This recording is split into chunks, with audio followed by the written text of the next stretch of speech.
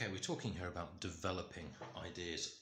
So if we just take a fairly simple product, like for example a bird nesting box, something like that. Okay, so here we go. This is typical kind of thing you've probably seen 100 times.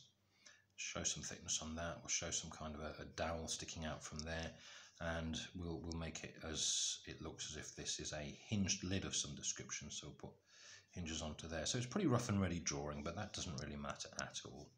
So this is our basic design here, and we're going to look at ways to actually develop that.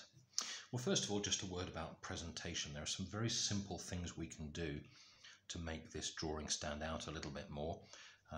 You may remember I've told you before about this thick line, thin line rule. It's just a case of actually going around the outside edges of the drawing and making them stand out a little bit, and that immediately lifts the drawing slightly off the paper. We could then think about adding some colour. So this is presumably going to be made of wood, so we would perhaps apply some wood grain to this side if it was going to have a natural finish on it. Now obviously if you were looking to make this in such a way that it was then painted in some way, you'd need to colour it the colour of the paint, but you might still show a hint of that wood grain coming through. And again, you'll notice what I'm doing here is that it's not necessary to spend hours slavishly colouring in every single part of the drawing.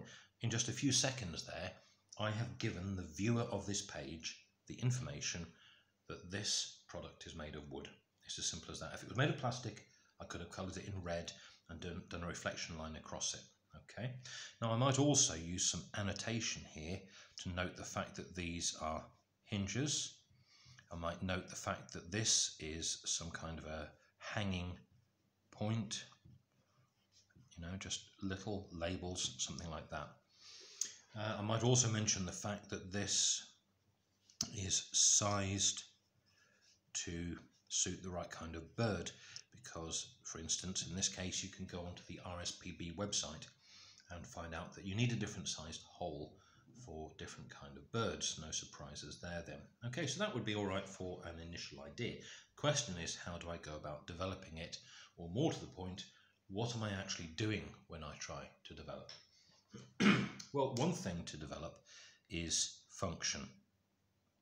Can I change something about the way this actually works? So I might explore something about the hinges. I might think about the process of cleaning this out, and do I need to make it so that the bottom slides out perhaps, or swings down in some way?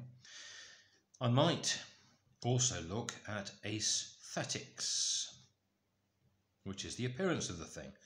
Do I want it just to be plain wood colour?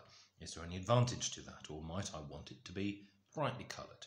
Or might I want to play around with the style of the thing quite considerably and change it so that it looks nicer? I might also add some features to it. To some extent, every single product ever has to compete within a market. That is to say, it'll be on the shelves of a garden centre next to another bird box, and what you want is for the customer who walks into that garden centre to buy your product, not the one next to it.